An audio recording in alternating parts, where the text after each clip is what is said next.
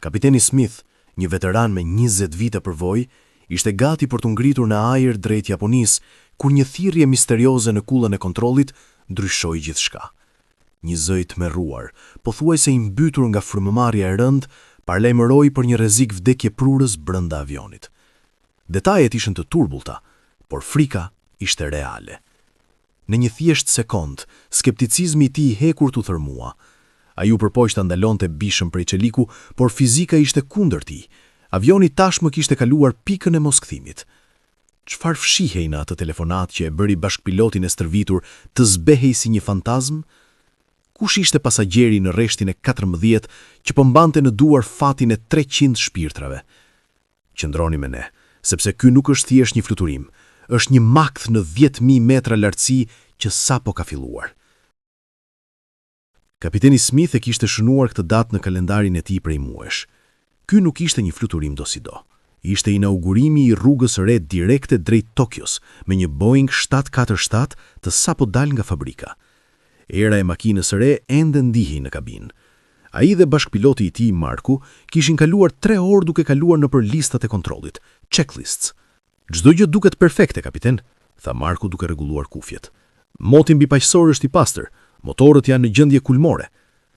Rreth mesditës, pasagerët filluan të hipnin. Familje që shkonin për pushime, biznesmen me laptop në duar dhe një grup studentësh të zhurmshëm. Stewardesa kryesore, Elena, i dha Smithit raportin e fundit. 312 pasagerë në bord, të gjithë të ulur. Çdo gjë po shkonte sipas planit, ose kështu mendonin ata. Ndërsa avioni po taksonte drejt pistës 24L, një ndërhyrje e çuditshme u dëgjua në radion e brendshme. Kulla e kontrollit nuk po jepte udhëzime standarde. Kapiten Smith, kemi një emergjencë në linjën civile. Një person pretendon se ka informacione për sigurinë e fluturimit tuaj. Thot se ajo që është në bagazhin e dorës nuk duhet të arrijë në lartësinë e lundrimit. Smith u ngrim. Ishte një shaka, një kërcënim i rrem? Ai ishte skeptik. Në karrierën e tij kishte parë 10 alarma fallsa. Por kur dëgjoi regjistrimin e zërit që kulla i përcolli, diçka brenda tij u përmbys. Nuk ishte zëri një të çmenduri, ishte zëri një dikujt që po qante nga tmerri. Anuloje ngritjen, bërtiti Smith, por sapo i doli fjala nga goja, ai hodhi sytë te matësi i shpejtësisë. Ata kishin kaluar shpejtësinë V1, pika kur avioni është shumë i shpejt për të ndaluar brenda pistës mbetur. Nuk mundemi, kapitan, nëse frenojmë tani do të dalim nga pista dhe do të shpërthejmë në pyllin në fund të saj, bërtiti Marku me sy të zgjerur nga frika. Fundi i asfaltit po afronte me një shpejtësi të frikshme. Smith shtrëngoi dorezën e komandës, yoke, me aq fortë sa ju zbardhën nyjet e duarve. Me një lëvizje të dëshpëruar, ata e tërhoqën avionin lart. Hunda e Boeingut u ngrit në një kënd afërsisht vertikal, një manovër e rrezikshme që i bëri pasagerët të ndjejnë një forcë G dërmuese.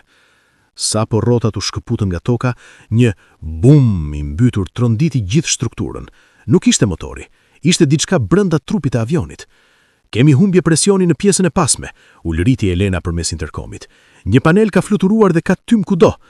Në kabin, dritat e alarmit u ndezën si një pemë krishtlindjesh.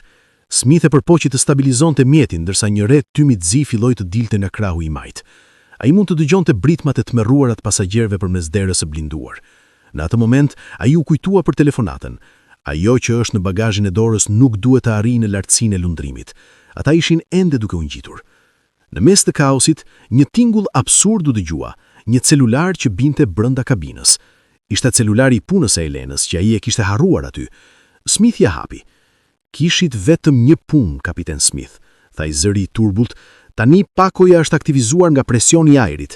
Keni saktësisht 15 minuta para se sistemi i dytë të shpërthejë. Kush dekil jeni, bërtiti Smith, por linja u ndërpre. Ai e hodhi telefonin sikur ishte prej rrymë elektrike. Me vetëm një motor funksional dhe strukturën e dëmtuar, Smith bëri kthesën më të rrezikshme të jetës tij. Avioni dridhej sikur do të shpërblëzohej.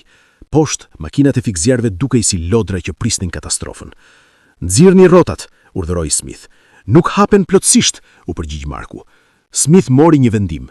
Do ta ulim me forcë. Kapuni fort. Avioni goditi pistën me një forcë që do të kishte thyer çdo mjet tjetër. Shkënditat fluturuan hiç metra ndërsa metali fërkohej me asfaltin. Rrotat shpërthyen, por motorët u lëritën në mbrapsht, derisa pas 1 kilometri tmerri, bisha e hekur të ndalua. Heshtje. Sapo rrotat e djegura ndaluan së rrotulluari, Heshtja në kabinë ishte shurdhuese, por vetëm për një sekond. Evakuim, evakuim, urdhroi Smith. Dyert e emergjencës u hapën me zhurmë dhe rrëshqitëset e verdha u fryn me njëherë. Pasagerët, të përfshirë nga paniku, filluan të zbrisnin me shpejtësi, por poshtë nuk i priste liria. 10 makina policie, njësi të forcave speciale dhe ekipi anti-eksploziv EOD kishin krijuar një kordon të hekur të rreth Boeingut 747. Të gjithë pasagerët u grumbulluan në një zonë të izoluar të pistës. Askush nuk lejohej të përdorte telefonat apo të largohej. Atmosfera ishte e rëndë. Njerëzit qanin, të tjerët bërtisnin për shpjegime, por policia mbante distancën me armë në duar. Ata e dinin diçka që pasagerët nuk e dinin. Kërcënimi ishte ende brenda tyre. Ndërsa robotët e çaktivizimit të bombave hynë në bordin e avionit të braktisur, kapiteni Smith dhe Marku u morën veçmas për pyetje. "Çfarë dëgjuat saktësisht në atë telefonat?" pyeti një agent federal me zë të ftohtë. Brenda avionit, skanerat termiku ndalën te rreshti 14. Aty, në xhepin e ndenjëses 14B, gjendej një çantë thjesht laptopi, por pesha e saj ishte e panatyrshme. Kur teknikët e hapën me kujdes, nuk gjetën dinamit apo tela të kuq si në filma. Gjetën një pajisje të sofistikuar, të lidhur me një sensor barometrik, një mekanizëm që aktivizohet vetëm kur avioni arrin një lartësi të caktuar ku presioni i ajrit bie. Shpërthimi i parë kishte vënë vetëm një paralajmërim i sistemit, një dështim teknik i pajisjes që shpëtoi mjetin nga shkatrimi total. Hetimi i shpejt i listës së pasagerëve dhe thirrjeve telefonike çoi në një emër që tronditi stafin e kompanisë. Thomas V., një ish inxhinier aeronautik i lartë, i cili ishte pushuar nga puna vetëm 2 javë më parë pas 15 viteve shërbim.